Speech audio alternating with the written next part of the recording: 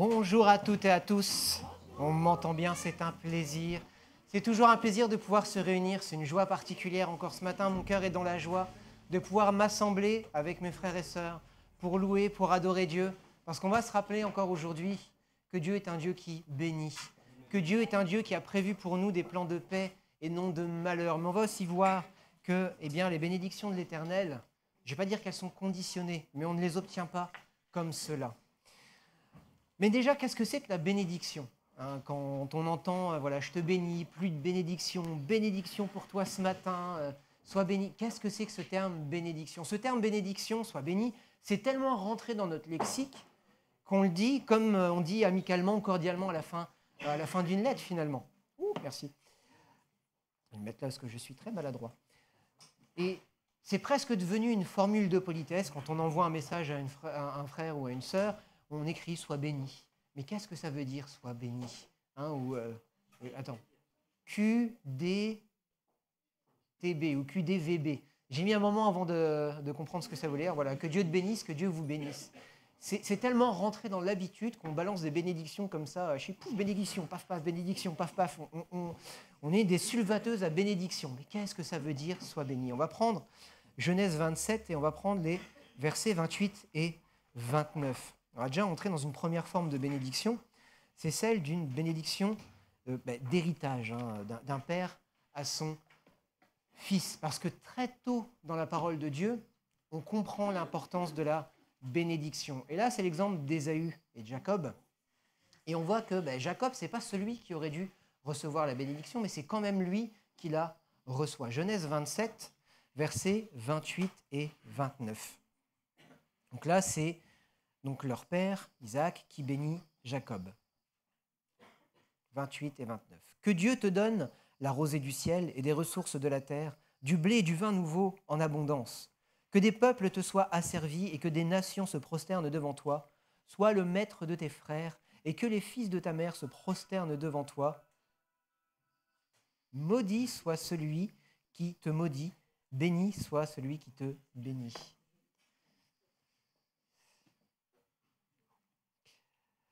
On voit déjà une première forme de bénédiction, c'est celle de l'héritage. On voit un père qui souhaite le meilleur pour ses enfants. Mais quand on lit un petit peu, on voit que cette bénédiction, ce n'est pas Jacob qui aurait dû la recevoir, on voit que c'est Ésaü. Mais Ésaü, cette bénédiction, il l'a laissée pour un plat de lentilles. Un jour où il revenait de la chasse, il avait faim, il a vu son frère qui faisait à manger, ça lui semblait bon. Il a dit, donne-moi ça, s'il te plaît, voilà, j'ai faim, donc donne-moi. Et Jacob lui dira, ouais, mais en échange, tu me donnes ta bénédiction. Et Ésaü, ça ne l'a pas gêné. Il a dit, ok. Et on voit qu'Ésaü, derrière, il va pleurer pour la récupérer, cette bénédiction. Il va aller voir son père, il va lui dire « Mais non, mais maintenant, bénis-moi aussi ». Et son père lui dira « Non, je ne peux pas te bénir, j'ai déjà donné ma bénédiction à ton frère ». On voit que ce n'est pas quelque chose qui se donne n'importe comment. Sur ce court passage, on peut comprendre qu'une bénédiction, c'est important. Une bénédiction, c'est un héritage. Une bénédiction, c'est quelque chose qu'on donne et qui a une importance et qu'on ne donne pas n'importe comment. Et puisque cet héritage, cette bénédiction avait déjà été donnée, mais bien sûr qu'il ne pouvait pas la donner à nouveau. Quand on fait un héritage en général, on sait comment ça se passe, ça se partage, il y a des grandes batailles quand on a des parents qui ont beaucoup et voilà, on a tous vu un petit peu ces espèces de soaps à la télé où les enfants se bagarrent pour recevoir la plus grosse part d'héritage. Oui, mais lui, il a eu beaucoup, mais moi, j'ai eu moins et ça divise les familles. Enfin, pas qu'à la télé d'ailleurs, malheureusement. On sait que les héritages, ça divise les familles, mais tout le monde ne peut pas tout avoir. On le sait. Et là, ce qui se passe, c'est que Ésaü a abandonné sa bénédiction et Jacob l'a récupérée. Donc cet héritage, cette bénédiction qu'il devait recevoir, il passe à côté. Le premier enseignement, une bénédiction, ça peut être un héritage. On voit un père qui souhaite le meilleur pour son fils. Il lui dit, tu domineras sur tes frères, tu domineras sur beaucoup de nations. Tu vas recevoir la rosée du ciel, les ressources de la terre, du blé, du vin. Donc on voit qu'il veut l'abondance, il veut... Voilà, c'est un père qui veut que son enfant ne manque de rien. Mais on voit aussi qu'une bénédiction, c'est quelque chose d'important et qu'on ne peut pas faire n'importe quoi avec cette bénédiction. Et Ésaü, qui a fait n'importe quoi avec sa bénédiction, qui l'a troqué contre un plat de lentilles, contre une soupe, on voit bien qu'il pleurera pour la récupérer, il ne la récupérera pas. Donc une bénédiction, la parole de Dieu nous apprend que ça n'est pas n'importe quoi, que ça ne se donne pas et que ça ne se reçoit pas à la légère. On va aller un peu plus loin, Genèse 27, on va prendre les versets 37 à 40. Isaac répondit à Ésaü, « Voilà, je l'ai établi ton maître, je lui ai donné tous ses frères pour serviteurs, et je l'ai pourvu de blé et de vin nouveau. Que puis-je donc faire pour toi, mon fils ?» Ésaü dit à son père, « Tu n'as donc que cette seule bénédiction, mon père. Moi aussi bénis-moi, mon père. » Ésaü se mit à sangloter. Son père Isaac lui répondit, « Voici, ta demeure sera privée des ressources de la terre et de la rosée du ciel d'en haut. Tu vivras de ton épée et tu seras asservi à ton frère, mais en errant librement ça et là, tu briseras son joug de dessus ton cou. » Donc là, Isaac met le clou final. Non, tu ne peux pas recevoir cette bénédiction. Et lui dit, tu seras asservi à ton frère. Et on voit que ça a une portée, puisque la descendance d'Ésaü, donc Édom, n'a jamais dominé sur Israël.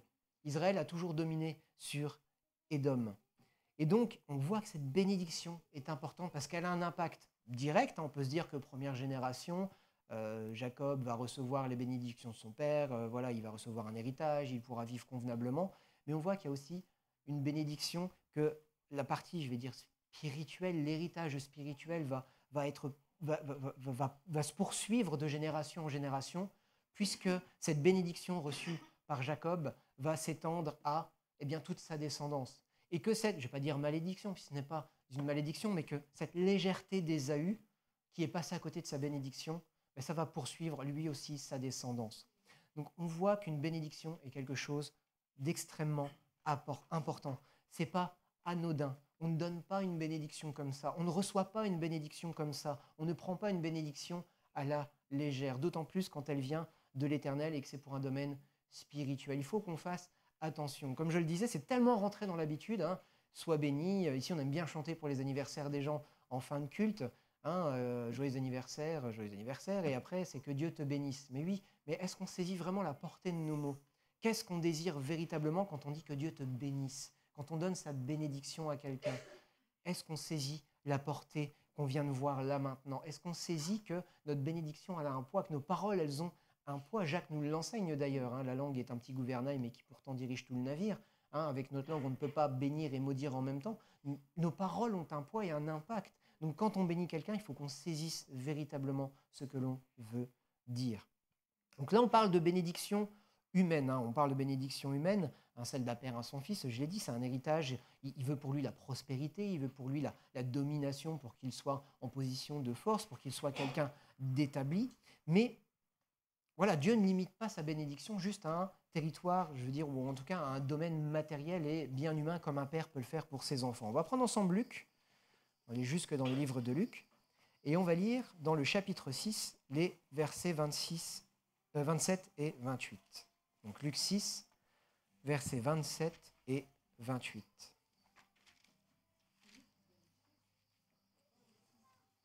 Luc 6, versets 27 et 28.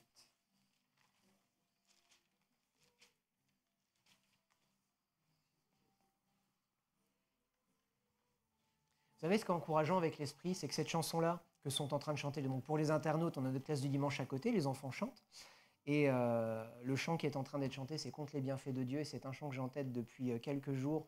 Pourquoi? Parce que je voulais me rappeler au travers de cette prédication, et Dieu voulait nous rappeler au travers de cette prédication, que les bienfaits de l'Éternel sont nombreux, et que même si nos yeux ne les voient pas, il faut qu'on se les rappelle, parce que quand on se les rappelle, ça donne du courage. Amen. Allez, Luc 6, versets 27 et 28. « Mais je vous dis, à vous qui écoutez, aimez vos ennemis, faites du bien à ceux qui vous haïssent, bénissez ceux qui vous maudissent, priez pour ceux qui vous maltraitent. » En général, quand tout se passe bien dans une famille, un père, il aime ses enfants, il veut le meilleur pour eux. Mais Dieu ne nous demande pas de nous limiter juste à un petit cercle de gens qu'on aime bien. Dieu il veut qu'on aille plus loin que ça. Tout comme le sacrifice de Yeshua à la croix n'est pas simplement pour quelques personnes qui aimaient Yeshua, parce que sinon, seuls ses disciples auraient été bénis par l'acte de Yeshua. Mais Dieu veut que nous aimions même nos ennemis, jusqu'à les bénir. Donc, on vient de voir que c'était quelque chose quand même d'important, que c'était un acte important de bénir quelqu'un. Et Dieu nous dit, tu ne vas pas simplement bénir ceux que tu aimes et que tu veux voir prospérer, tu vas aussi bénir ceux que tu n'aimes pas, on peut dire ça comme ça, ceux qui te haïssent, ceux qui te veulent du mal, ceux qui te font du mal, ceux-là même, tu les béniras. C'est les paroles de Jésus, ce n'est pas moi qui les invente. C'est en rouge dans ma parole en plus, donc on ne peut pas se tromper. Ce sont les paroles de Yeshua. Mais je vous dis, à vous qui écoutez, aimez vos ennemis, Faites du bien à ceux qui vous haïssent, bénissez ceux qui vous maudissent, priez pour ceux qui vous maltraitent. Donc, Paul ira même jusqu'à nous rappeler dans la lettre aux Romains, c'est chapitre 12, verset 14, « Bénissez ceux qui vous persécutent, bénissez et ne maudissez pas. » Comme je le disais, notre langue, elle a un pouvoir.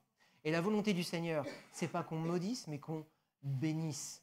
Pas simplement ceux qu'on aime bien, pas simplement ceux de notre famille, pas simplement ceux qui nous font du bien, pas simplement ceux avec qui on s'entend bien, mais aussi ceux qui ne nous aiment pas, ceux qui veulent notre mal, ceux qui nous font du mal. Même cela, Dieu veut les bénir. Et il veut se servir de nous pour être des instruments de bénédiction. Comme je le disais, Yeshua, il n'est pas mort à la croix simplement pour quelques personnes. Sinon, ils auraient été très peu. Qui était là à la croix? Il y avait les deux Maries, il y avait Jean, il me semble qu'il y avait même une quatrième personne. Il y en avait quatre ou cinq. Je l'ai revu en plus avec mes filles il n'y a pas longtemps, honte à moi. Mais seules ces personnes-là auraient été bénies si simplement ceux qui aimaient Dieu et qui vraiment le manifestaient et allaient jusqu'au bout de leur amour pour Dieu avaient dû être bénis par l'acte de Yeshua à la croix. Il n'aurait été que 5 à être sauvés. Et pourtant, jusqu'à aujourd'hui, cette bénédiction, elle nous poursuit. Jusqu'à aujourd'hui, cette bénédiction, elle nous atteint. Dieu vient encore se révéler à des gens qui ne veulent pas de lui. Moi, je ne voulais pas de Dieu. Pour moi, Dieu, c'était une fable. Pour moi, Dieu, c'était quelque chose qu'on s'inventait quand on était trop bête pour aller chercher la réponse nous-mêmes. Et pourtant, dans mon dédain, dans mon rejet de Dieu, Dieu est venu me chercher, Dieu est venu me trouver. Et Dieu a mis sa révélation dans mon cœur pour qu'aujourd'hui, je puisse le connaître véritablement. Il est là, l'amour de Dieu. La bénédiction du Seigneur, elle nous poursuit et elle nous cherche. Mais si on veut être des instruments à la gloire de Dieu entre ses mains, il faut que nous bénissions même ceux qui nous haïssent. On ne peut pas limiter la portée de ces bénédictions qu'on veut répandre, que Dieu veut répandre au travers de nous, simplement aux gens que nous aimons. Donc, être des instruments de bénédiction. Alléluia, mais quelles sont ces bénédictions, justement, hein? Qu'est-ce qu'on demande à Dieu quand on bénit quelqu'un? La prospérité, alléluia, hein? Une puissance dans le sens où avoir la force d'aller jusqu'au bout, amen. Mais on ne bénit pas simplement des hommes et des femmes. Hein, quand on prend la scène justement entre nous et que, même quand on va voir dans la parole de Dieu, quand Jésus prend la coupe et la bénit, ou quand il fait le miracle des pains et des poissons, qu'il bénit les pains et les poissons, qu'il bénit la nourriture, il souhaite une longue prospérité à cette nourriture, il souhaite une descendance nombreuse au pain et aux poissons. Qu'est-ce que c'est bénir, hein? Parce que là, on a énuméré des bénédictions humaines, mais qu'est-ce que c'est bénir? On va retourner en Genèse. Prendre Genèse 2, versets 2 et 3. Genèse 2, versets 2 et 3.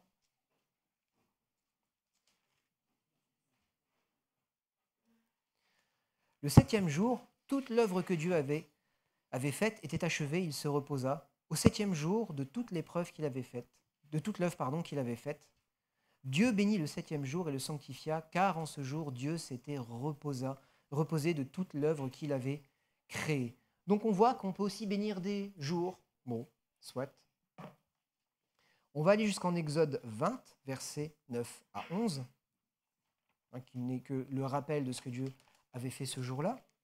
Exode 20, versets 9 à 11. Tu travailleras 6 jours et tu feras tout ton ouvrage, mais le 7e jour est le sabbat de l'Éternel, ton Dieu. Tu ne feras aucun ouvrage, ni toi, ni ton fils, ni ta fille, ni ton serviteur, ni ta servante, ni ton bétail, ni l'étranger qui réside chez toi. Car en 6 jours, l'Éternel a fait le ciel, la terre, la mer et tout ce qui s'y trouve, et il s'est reposé le 7e jour. C'est pourquoi l'Éternel a béni le jour du sabbat et l'a sanctifié. Il a béni ce jour pour une raison, pour que nous puissions nous reposer. Le repos est aussi une bénédiction que le Seigneur veut nous accorder. Est-ce que par nos moyens humains, on peut bénir quelqu'un en lui donnant du repos? On peut lui donner les moyens de se reposer. Hein, on peut payer un séjour aux Seychelles à quelqu'un si on en a les moyens. Alléluia. Bon, non. En tout cas, on peut lui en donner les moyens. On peut lui donner les moyens je ne sais pas, allez, tiens, tu devais faire ça aujourd'hui, je vais le faire, comme ça tu vas pouvoir te reposer. Mais on ne peut pas donner du repos. On ne peut pas reposer quelqu'un. Tiens, j'ai 3 heures de sommeil en rab, je te les donne. Non, si seulement. J'en aurais bien besoin. Mais on n'est pas capable de ces choses-là. Pourtant, le Seigneur met à part un jour pour nous donner du repos. C'est que c'est aussi le jour qu'il a mis à part pour qu'on puisse venir le louer et l'adorer, puisque venir dans sa présence nous rafraîchit et nous restaure. Mais l'Éternel a béni ce jour pour le repos. Le repos est une bénédiction. Combien de fois est-ce qu'on ne passe pas à côté de cette bénédiction que le Seigneur veut nous donner? Tellement on a de choses à faire, on a trop de choses à faire. Et on a tellement trop de choses à faire que, tiens, j'ai un peu de temps, je vais le faire. Et moi, malheureusement, en général, j'ai un petit peu de temps, c'est dans la soirée. Quand je me mets à faire ce que j'ai à faire le soir, ça se poursuit jusque très tard. Du coup, mon repos, il n'y en a pas. Et je me retrouve en fin de semaine avec des valises sous les yeux et pas être capable de faire quoi que ce soit. Il faut qu'on prenne ces temps. Le repos est une bénédiction. Il faut qu'on prenne le temps de se reposer. Pourquoi est-ce que l'Éternel a pris le temps? Est-ce que lui avait besoin de se reposer? On va réfléchir 2 minutes. C'est Dieu. Il a créé les cieux, la terre et l'univers, tout ce qu'on voit. Il ne se fatigue pas, il ne se lasse pas, l'Éternel. Il ne sommeille ni ne dort, celui qui veille sur nous. Alors pourquoi est-ce qu'il aurait besoin de se reposer? Est-ce qu'il s'est créé un jour à part pour lui? Tu vois, voilà, j'ai bossé pendant 6 jours, tout est fait, c'est bon, allez, ça c'est parfait, ça c'est ok, ça c'est fait, ma to-do list, check, check, check. Allez, c'est bon, je peux me mettre les doigts de pied en éventail. Dieu n'est pas un homme, il n'a pas besoin de se reposer. Il a mis un jour à part, c'est pour nous. C'est pour qu'on puisse prendre du repos. C'est pour qu'il puisse se complaire avec nous de tout ce qu'il a créé, de tout ce qu'il a mis en œuvre et qu'on puisse prendre le temps justement de voir toutes ces choses et de le remercier pour tout cela.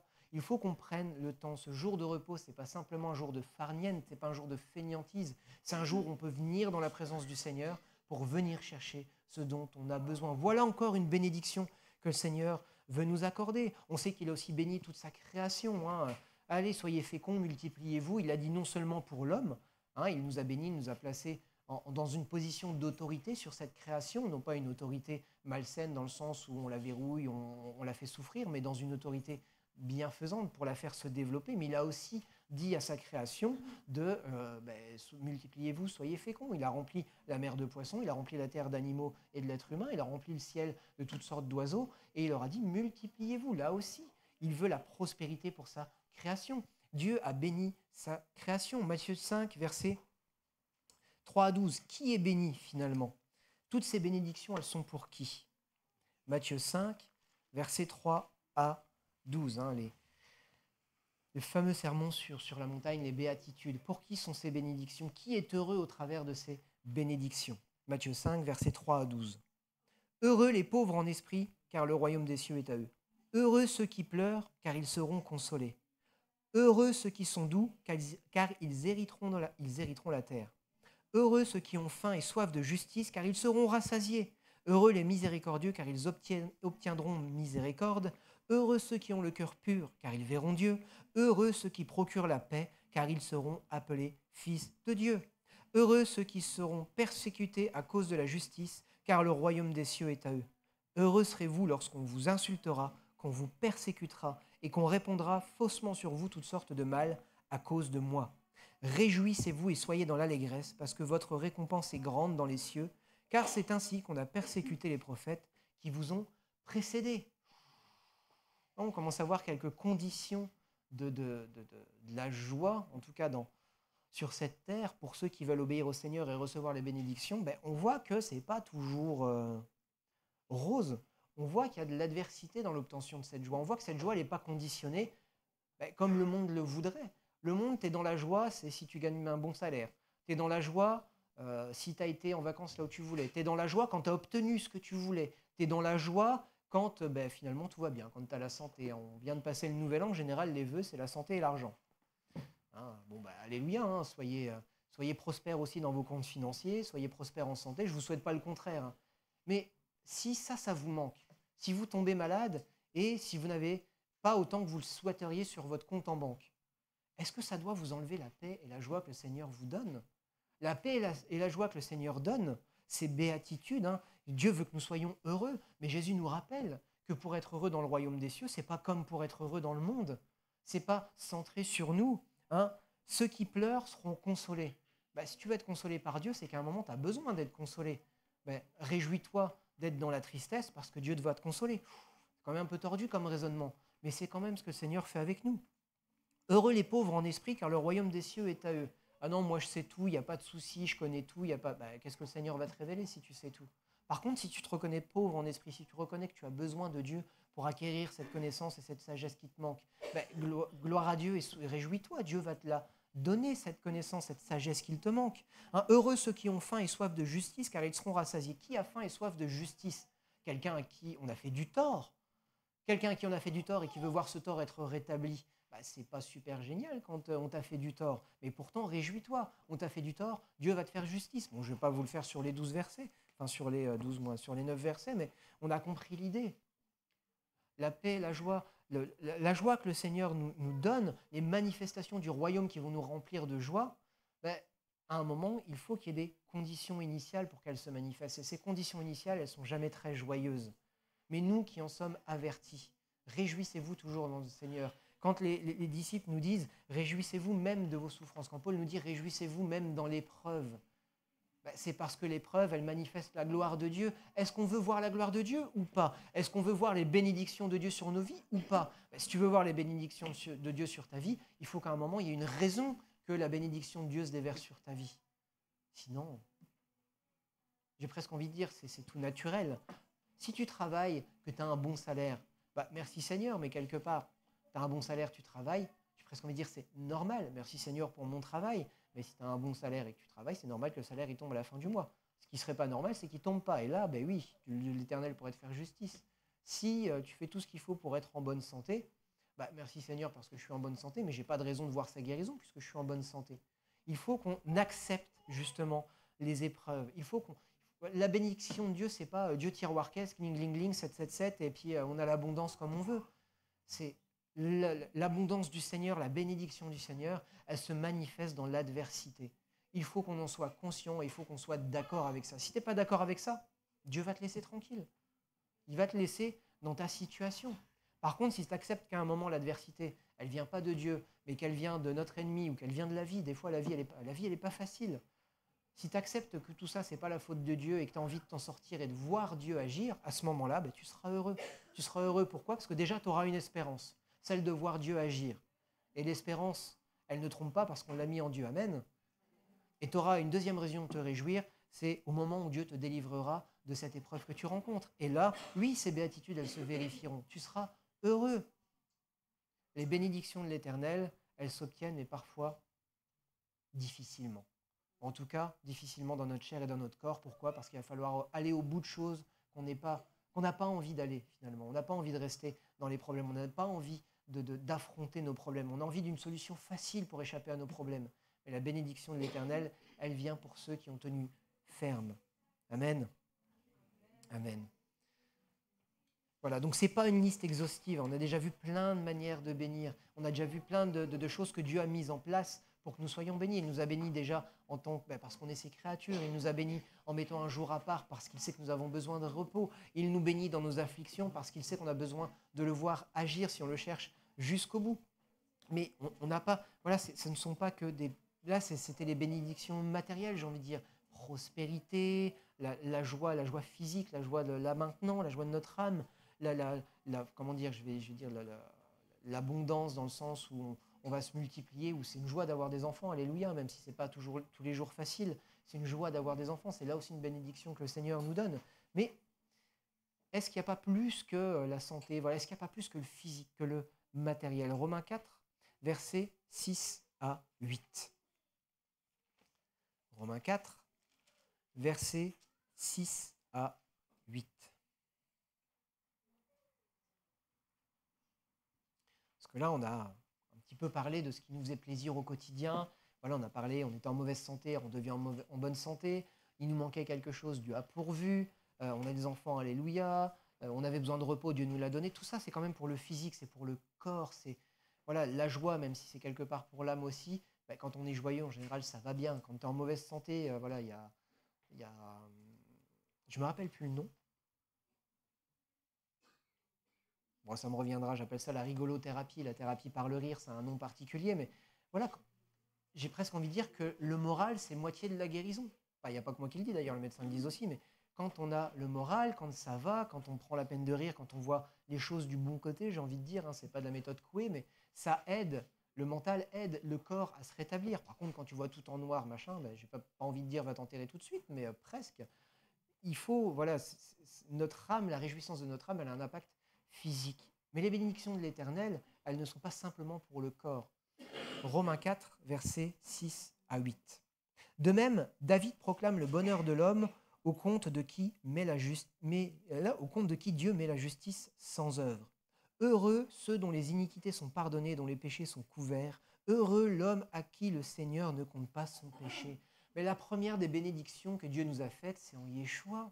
La première des bénédictions que Dieu nous a faites, c'est le pardon de nos péchés. Pourquoi ? Parce qu'au travers de ce pardon, c'est tout le reste qui s'ouvre. S'il n'y a pas ce pardon à la base, il n'y a pas de royaume. S'il n'y a pas de royaume pour nous, il n'y a pas de bénédiction. Les béatitudes que je vous ai lues, le royaume de Dieu, tu n'y rentreras pas s'il n'y a pas eu le pardon des péchés en premier. Si tu n'as pas compris que Yeshua était une bénédiction pour toi, il n'y a pas le reste.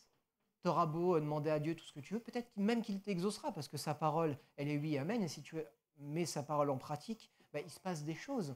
Par contre, si le salut n'est pas là, au moment où ta vie s'arrête, tout s'arrête pour toi. Enfin, tout s'arrête, non, et tout continue, mais pas du bon côté. La première des bénédictions que Dieu nous a faites, c'est celle de nous donner Yeshua. C'est celle de nous permettre d'entrer dans sa présence. Qu'est-ce qu'a fait Yeshua ? Il a déchiré le voile pour que nous puissions entrer dans le lieu très saint, que nous puissions avoir une relation avec notre Père, une relation avec notre Créateur, une relation que Dieu a d'ailleurs toujours voulu, mais qui nous avait été coupée à cause du péché, cette iniquité qui nous empêche d'approcher de Dieu. Eh bien, Yeshua l'a cloué sur la croix avec lui. Yeshua nous permet d'entrer dans sa présence et de le découvrir. C'est une bénédiction, c'est la plus grande des bénédictions. Parce qu'aujourd'hui, tout ce qu'on peut obtenir sur cette terre, demain, on peut le perdre. On peut perdre notre vie, on peut... Voilà, tout peut s'arrêter. Enfin, je ne vous souhaite pas que tout s'arrête demain, bien sûr. Mais tout peut s'arrêter demain, tout peut s'arrêter cet après-midi. Je peux faire un infar ici sur place. Non, je ne vais pas m'y par mes paroles, mais tout peut s'arrêter soudainement et tout ce que nous aurions pu obtenir, même de dons spirituels sur cette terre, il peut ne plus rien nous rester du jour au lendemain. Qu'est-ce qui va rester au bout ? La parole de Dieu nous dit que ce qui restera, c'est l'amour. L'amour de qui ? L'amour de Christ cloué sur une croix pour des gens qui n'en voulaient pas, mais qui un jour ont reçu cette révélation et se sont tournés vers lui pour obtenir le salut de leurs âmes. Amen. Il faut qu'on se rappelle et qu'on s'accroche à ça. Ça doit être vraiment le fondement de notre vie avec Christ. Cette première bénédiction qui nous est donnée le jour où on s'approche de Dieu. Romains 10, versets 9 à 13.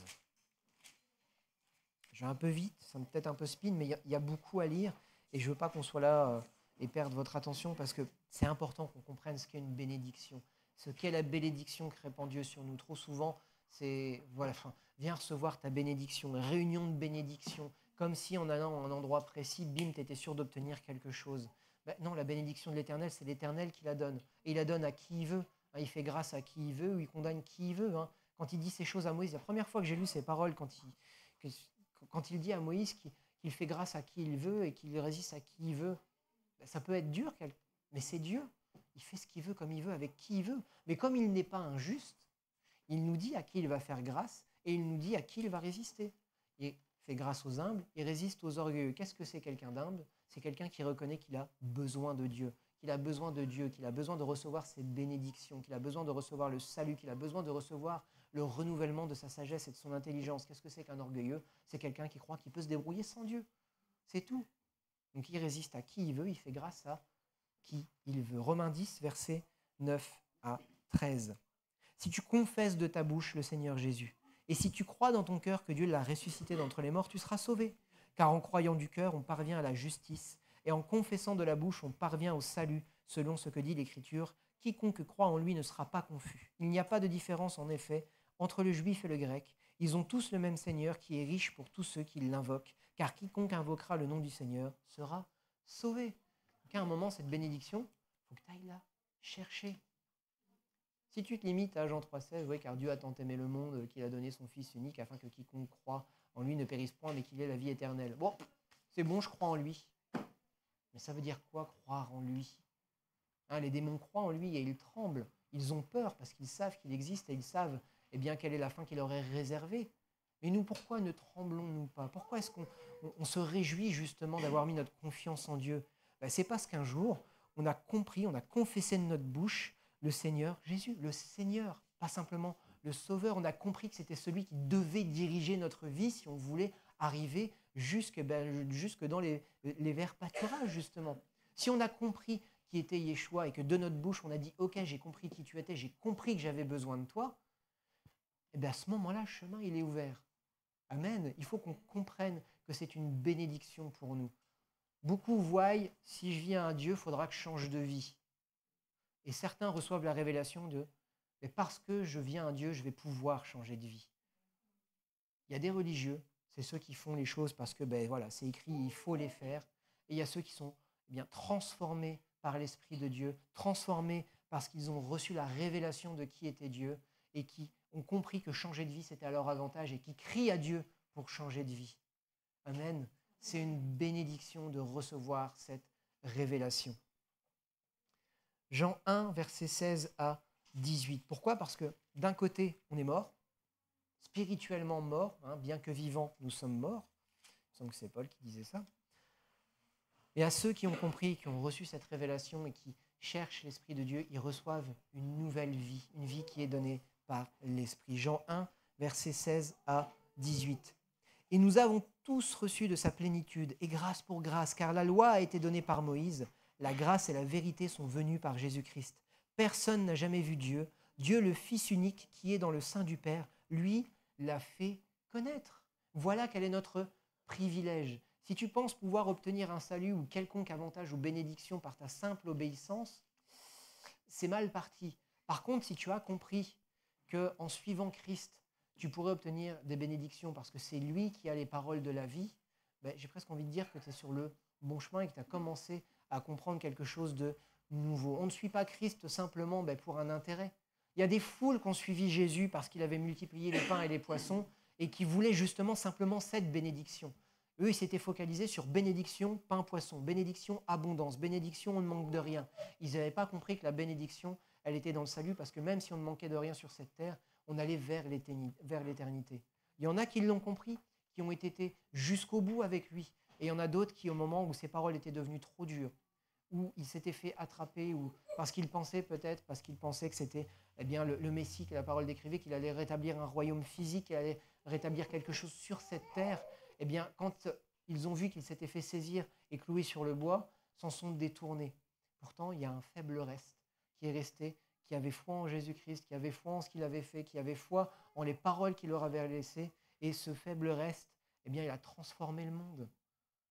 Rendez-vous compte, il y avait quoi ? 120 personnes dans la chambre haute, 12 disciples, moins 1, puis après plus 1. Et pourtant, ces gens, 120, ils ont transformé le monde. 2000 ans après, on continue de parler d'Yeshua. Pourquoi ? Parce qu'ils ont mis leur confiance dans le Fils unique de Dieu et qu'ils ne se sont pas contentés justement des bénédictions terrestres. Ils ne se sont pas contentés des bénédictions charnelles. Ils ne se sont pas contentés des biens matériels. Ils ont été au-delà. Ils ont reconnu en Jésus-Christ que oui, bien sûr, ils pouvaient recevoir ces dons. Si Dieu nous promet aussi qu'il s'occuperait de nos besoins. Si tu cherches le royaume des cieux, alléluia, parce que Dieu va te donner tout en plus, par-dessus. Mais ils ne se sont pas contentés de ces biens-là. Et même quand les biens sont venus à manquer, même quand il y a eu la persécution, même quand il y a eu les difficultés, ils se sont focalisés sur la promesse que Jésus sera avec eux jusqu'à la fin du monde. Parce qu'avant de les laisser, Jésus leur a fait des promesses. Voilà, allez, annoncez la parole, baptisez les nations au nom du Père, du Fils, du Saint-Esprit, faites de toutes les nations des disciples. Et il ne s'est pas arrêté là. Moi, je suis avec vous jusqu'à la fin du monde. Pourquoi est-ce qu'il leur fait cette promesse ? Parce qu'ils savaient que seuls, ils en étaient incapables. Mais ils ont cru en ces paroles. Et ils ont reçu la bénédiction. Ils ont reçu l'Esprit. Alors, ils ont reçu les persécutions avec. Ça, il n'y a pas de souci. Mais les bénédictions, ils les ont obtenues. Et ces gens-là, ils sont bien heureux. Pourquoi ? Parce qu'aujourd'hui, ils ont reçu leur récompense. Ils sont auprès du Père. Ils ont reçu la promesse. Ils ont reçu le fruit de l'espérance qu'ils avaient nourri toute leur vie sur cette terre. Cette bénédiction, ils l'ont reçue. Et nous aussi, on doit s'affermir dans le Seigneur. On doit être ancré en lui. On ne doit pas simplement désirer les biens matériels. Bien sûr, il ne faut pas passer à côté. Je ne suis pas en train de vous dire de vivre une vie d'ascète, de traîner dans des vêtements en lambeaux avec des jeans. Enfin, quoi que les jeans à trous, c'est à la mode maintenant, donc peut-être pas trop. Mais je ne vous dis pas de vivre dans la pauvreté la plus totale et le dénuement. On n'est pas encore une fois dans la recherche d'œuvres en montrant son dénuement. On est super spirituel. Non, c'est pas ça. Moi, je les désire, les biens que le Seigneur veut me donner, alléluia. S'il a une grande maison pour moi, s'il a une belle voiture pour moi, s'il a un beau salaire pour moi, alléluia, je reçois ça, il n'y a pas de souci. Mais ce n'est pas la finalité de ma foi. La finalité de ma foi, c'est le jour où mes yeux verront Jésus-Christ. On a tous ce désir, quand on s'est converti, quand on a compris qui il était, de pas simplement avoir un aperçu de ce qu'il est, parce qu'aujourd'hui, on n'a qu'un aperçu de ce qu'il est, mais de pouvoir rentrer complètement dans sa présence. Cette bénédiction d'avoir un nouveau corps, hein, d'être transformé, d'être renouvelé parfaitement, et d'enfin comprendre qui il est, et d'enfin pouvoir le louer et l'adorer pleinement. Alléluia. Il faut qu'on se saisisse de cette espérance, et que cette espérance se nourrisse, et que la bénédiction, elle ne soit pas simplement limitée à qu'est-ce que Dieu peut me donner sur cette terre. Encore une fois, Dieu n'est pas un Dieu tiroir-caisse. Dieu n'est pas un Dieu où, cette semaine, je vais faire ça, et j'aurai accumulé suffisamment de bons points pour avoir une réponse à ma prière. C'est idiot comme raisonnement. C'est qu'on ne connaît pas Dieu quand on a ce raisonnement. Si on connaissait Dieu, on ferait, on ne se poserait pas de questions. Quand on connaît Dieu, on fait et on ne se pose pas de questions. Et ce chant que chantaient les enfants tout à l'heure contre les bienfaits de Dieu, on est tellement oublieux qu'on oublie toutes les bénédictions qu'on a déjà reçues jusque maintenant. Mais à un moment, quand ça ne va pas dans ta vie, pose-toi.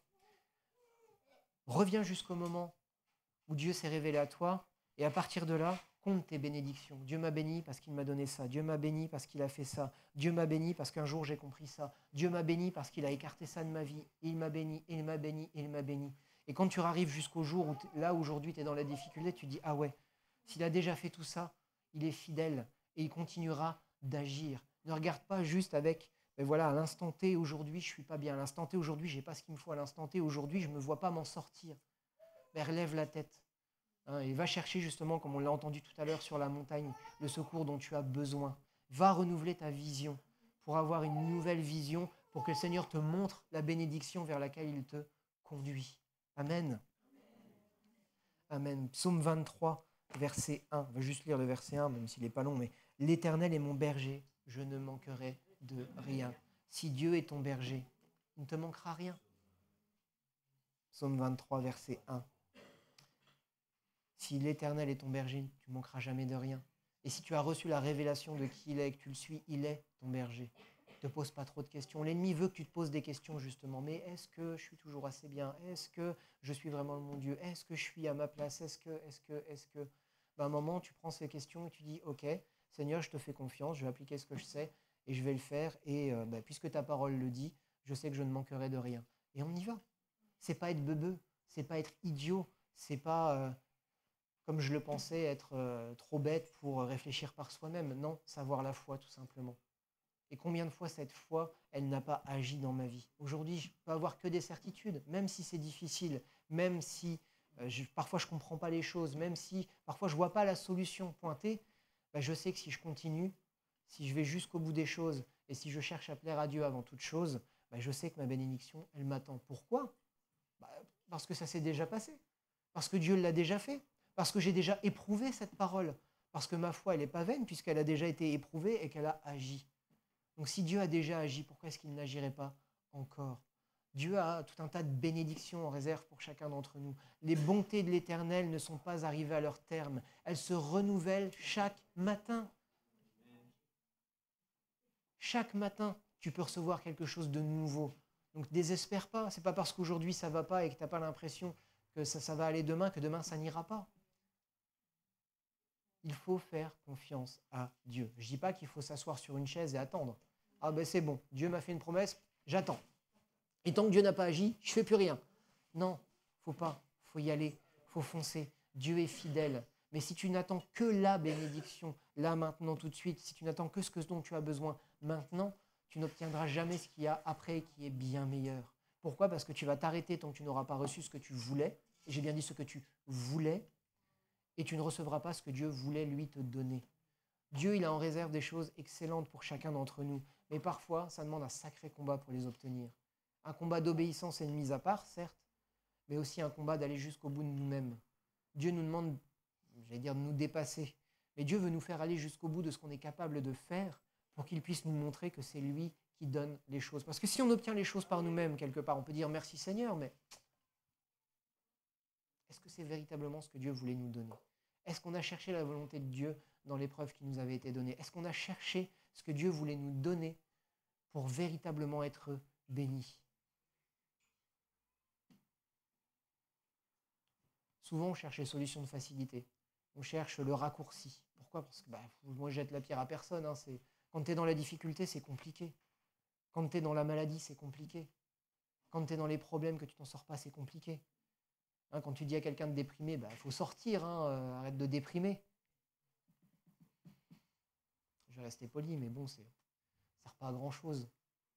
Par contre, quand tu prends ton problème à bras-le-corps, tu dis ok, ça va pas, ce domaine-là de ma vie, ça va pas, je suis déprimé, et que tu commences à te battre et que tu vas chercher dans le Seigneur les choses, que tu nies pas ton état. Il ne faut pas nier ce qu'on est. À un moment, quand on vient à Dieu, si tu nies que tes pécheurs, ça ne sert à rien. Donc si tu ne nies pas ton état, si tu reconnais que tu as besoin de Dieu, et si tu reconnais que ton état n'ira pas mieux tant que Dieu n'aura pas véritablement agi dans ta vie, et que ce n'est pas lui qui t'aura obtenu ce qu'il te faut, pas ce que tu veux, mais ce qu'il te faut, si à un moment tu te prends en main et que tu vas chercher dans le secret de ta chambre, dans l'assemblée, hein, on a vu encore ce mercredi que la communion fraternelle, que s'assembler avec les frères et les sœurs, c'était aussi une arme pour aller chercher ce dont on avait besoin, mais qu'il ne fallait pas négliger les temps personnels pour pouvoir grandir avec le Seigneur. Si on va chercher dans la présence de Dieu, si on va chercher dans l'obéissance ce que le Seigneur en réserve pour nous, eh bien on va l'obtenir. C'est une promesse que le Seigneur nous fait. Si tu cherches, tu trouveras. Hein, celui qui frappe, on ouvre. À un moment, mais il faut y aller. Il faut arrêter de trop se poser des questions. Oui, il faut s'asseoir 5 minutes, regarder à la dépense, est-ce que je vais pouvoir aller au bout? À un moment, si tu ne fais que t'asseoir et tracer des plans, hein, si tu restes dans le cabinet d'architecte toute ta vie, tu n'auras jamais de maison. Mais est-ce que ça ne serait pas mieux si on mettrait le patio ici? Est-ce que ce ne serait pas mieux si on mettait un pilier là-bas? Est-ce que ce ne serait pas mieux si la cuisine, elle serait dans ce sens-là? Ouais, hein, tu vas rester longtemps chez l'architecte, hein, ça va te coûter cher et tu n'auras rien obtenu. Avec le Seigneur, parfois, c'est pareil. On s'assoit et on se dit, mais tiens, est-ce que ce serait pas mieux ça? Mais est-ce que j'ai vraiment compris ceci? Tiens, mais lui, il dit ça. Mais à un moment, arrête. C'est bon, j'ai entendu quelque chose. Dans ma vie, ça va pas. J'ai envie de voir changer ça. Seigneur, allez, j'y vais. Puis on verra bien ce qui se passe. Tu te ramasses. C'est que ce n'était pas ce que voulait l'Éternel. Et maintenant, tu sais que quand ça se passe comme ça, c'est que ce n'est pas l'Éternel qui veut te parler. Par contre, ça marche. Alléluia, merci Seigneur. J'ai appris comment tu voulais que j'agisse. Il faut qu'on ose. La bénédiction, elle ne vient pas tout cuit dans le bec. Hein, un héritage, c'est même glauque un héritage, hein, de parler d'héritage comme une bénédiction, parce que finalement, on attend que quelqu'un meure pour recevoir quelque chose. Moi, ma maman, elle me dit, tu n'auras pas beaucoup d'héritage, je préfère te le donner pendant que je suis vivante. Et elle a raison quelque part. N'attendons pas que le Seigneur fasse des malheurs qu'il y arrive des malheurs dans notre vie pour aller chercher notre bénédiction. Mais quand le malheur arrive, qu'on puisse aller chercher avec persévérance dans la présence de Dieu ce que Dieu nous veut pour qu'on puisse obtenir justement cette bénédiction et non pas que nous allions chercher par nos efforts une bénédiction qui n'en sera peut-être pas une. Amen. Amen. Psaume 94, versets 12 et 13. Psaume 94, versets 12 et 13. Heureux l'homme que tu corriges, ô Éternel, que tu instruis par ta loi pour lui donner la tranquillité au jour du malheur, jusqu'à ce que le gouffre soit creusé pour le méchant. Oui, à un moment, si tu mets ta confiance en l'Éternel, même si le malheur arrive, tu auras déjà tellement fait cette expérience que même quand le malheur sera là, tu resteras dans la paix et tu seras heureux parce que Dieu t'aura instruit, parce que Dieu t'aura corrigé, parce que Dieu t'aura montré là où il te veut et surtout là où il ne te veut pas. Et parce que tu lui auras obéi, même si le malheur survient, tu sais que tu seras à la bonne place. Souvent, on voudrait la bénédiction, mais on fait tout le contraire de ce que Dieu attend de nous. On entend une chose et on fait la sourde oreille et on fait autre chose. Ne t'étonne pas d'être dans les difficultés quand tu es dans ce cas-là. Par contre, si tu sais que tu es là où Dieu t'attend, si tu as entendu la parole de Dieu, si tu la mets en pratique, si tu cherches la volonté de Dieu pour ta vie, que tu es fidèle, que ce soit aux assemblées ou dans ton culte personnel, si tu sais que tu es là où Dieu t'attend, même si le malheur arrive, sois dans la paix. Sois dans la paix. Je ne te dis pas d'ignorer ton malheur, hein, ce n'est pas de la méthode Coué. Hein, c'est pas parce que je vais bien, tout va bien. Non, c'est pas comme ça que le malheur s'en va. Mais puisque tu sais que tu es au bon endroit, puisque tu sais que tu obéis à la parole de Dieu, puisque tu sais que tu es là où Dieu t'attend, sache que ta bénédiction, elle arrive. Aie confiance en Dieu. La bénédiction, ce n'est pas quelque chose d'anodin, on l'a vu. Et si Dieu veut nous donner cette bénédiction, même si elle va chercher dans la difficulté, pourquoi est-ce qu'il la retiendrait? Qu'on lui fasse confiance. Qu'on ne craigne pas. Si Dieu, on dit souvent, si notre Dieu est pour nous, qui sera contre nous? Qu'on le vive un peu quelque part. Je ne dis pas que c'est facile, je ne dis pas que parfois il n'y a pas de l'angoisse, je ne dis pas que parfois on n'a pas l'impression d'être perdu, mais à un moment, si on croit en cette parole que si Dieu est avec nous, qui sera contre nous, eh bien qu'on aille au bout des choses. Qu'on ne s'arrête pas à moitié en se disant, mais est-ce que Dieu est vraiment avec moi? Non, Si Dieu est avec moi, j'ai cette certitude qu'il est avec moi parce que je mets en pratique sa parole, parce que j'ai la paix dans mes soucis, parce que je sais que je suis au bon endroit, ben, qu'on aille jusqu'au bout. Il arrivera ce qu'il arrivera, mais il arrivera surtout ce que Dieu aura décidé, puisque nous marchons selon lui. Amen. La bénédiction de l'Éternel, il faut qu'on lui fasse confiance. Jérémie 17, verset 7. Jérémie 17, verset 7. Béni soit l'homme qui se confie en l'Éternel et dont l'Éternel est l'assurance. Si ton rocher c'est Yeshua, la tempête elle peut venir, tu vas quand même tenir ferme. Je ne vais pas vous refaire la fable des 3 petits cochons. Celui qui avait construit sa maison en paille, ça a été vite, mais elle a vite été soufflée. Par contre, celui qui avait construit sa maison en briques, ça lui avait pris du temps, mais c'était du solide. Et c'est pareil avec Yeshua. Si tu construis ta maison vite fait et que le fondement n'est pas Christ, bah ouais, ça ira peut-être plus vite à la construire, elle te conviendra peut-être mieux. Par contre, le jour où tu auras un vrai souci, il n'y a plus rien qui va tenir. Par contre, si tu prends le temps de découvrir qui est Yeshua, de découvrir Dieu pour qui il est, de te laisser former, façonner, d'établir ta vie sur un roc solide et de construire, peut-être lentement, peut-être très lentement, peut-être trop lentement à ton goût, mais de construire solidement sur ce fondement, le jour où la tempête elle va arriver, tu as peut-être 2-3 briques qui vont se dessocler, tu as peut-être ta cheminée qui va pencher un peu, mais ta maison elle va tenir. Pourquoi ? Parce que tu auras pris le temps, épreuve après épreuve, difficulté après difficulté, d'établir ta maison sur le roc. Et ça aussi, c'est une bénédiction, de connaître véritablement Dieu, d'avoir fait des expériences avec Dieu et de savoir qui est celui en qui tu as mis ta confiance. Ce n'est pas seulement des mots sur du papier, Dieu, ce n'est pas seulement une espérance qu'on aura peut-être si on suit des préceptes toute une vie jusqu'au bout. Non, Dieu, c'est une espérance qui est vivante. C'est une espérance qui veut te parler chaque matin. Les bontés de l'Éternel ne sont pas épuisées, elles se renouvellent chaque matin. Ça veut dire que tous les jours, Dieu a quelque chose en réserve qu'il veut te donner. À commencer par le souffle de vie. Mais quelle chance extraordinaire nous avons de pouvoir nous réveiller le matin. Il y a des gens qui ne se réveillent pas. Il y a des gens qui ne se réveillent pas et dont la vie se termine. Si elle se termine et que la personne est en Christ, alléluia. J'ai presque envie de dire que c'est un gain pour lui. Par contre, si elle se termine et que cette personne est loin de Dieu, c'est une tristesse. Peu importe la vie que cette personne a eue, qu'elle a eu la meilleure des vies possibles ou qu'elle a eu la pire, c'est une personne qui est perdue. On a cette chance de pouvoir nous réveiller chaque matin. Donc allons chercher ces bénédictions que Dieu a en réserve pour nous. Amen. Je voudrais terminer avec ça. C'est la bénédiction, ce n'est pas quelque chose qui est tombé un jour comme ça. Dieu n'a pas dit, bon ben allez, ça c'est passé, on va faire des nouvelles bénédictions. La bénédiction, elle nous poursuit depuis le début. Dieu a béni sa création. Il a créé sa création, oui, pas un pléonasme, mais bon, il a fait sa création et il l'a béni. Sa création, sa créature, nous, s'est détournée de lui et a corrompu tout ce qu'il avait créé. Et pourtant, lui ne s'est pas détourné de nous. Il a continué cette bénédiction en faisant une promesse à Abraham. On trouve ça en Genèse 12, dans les versets 1 à 3. Il a fait une promesse à Abraham de bénir les nations au travers du peuple qu'il s'était choisi. Il a fait une promesse. Il a répété cette promesse, à Isaac. Donc Genèse 12, versets 1 à 3, la promesse faite à Abraham. Ensuite, on a Genèse 26, versets 3 à 5. Il a répété cette promesse à Isaac. Et en Genèse 28, dans les versets 13 à 15, il répète encore cette promesse à Jacob. Et on sait qu'aujourd'hui, cette promesse, elle est accomplie en Yeshua. On trouve ça en Acte 3, versets 24 à 26. Cette promesse, elle est accomplie pour le peuple d'Israël, pour les Juifs. Et en Galates 3, versets 7 à 14, on peut lire que la promesse est accomplie en Yeshua aussi pour les païens. Cette promesse, cette bénédiction, elle n'est pas, c'est pas des nouvelles bénédictions. Dieu a béni une fois pour toute sa création. Et au travers de Yeshua aujourd'hui, cette promesse, elle est accomplie. Et si aujourd'hui on est encore dans un temps d'attente, dans une année de grâce, arrivera un jour où Dieu fera justice, aussi bien pour ceux qui ont accepté sa promesse, à ceux-là, on sera tranquille, on va dire ça comme ça. Et pour les autres, il y aura le jugement qui sera définitif.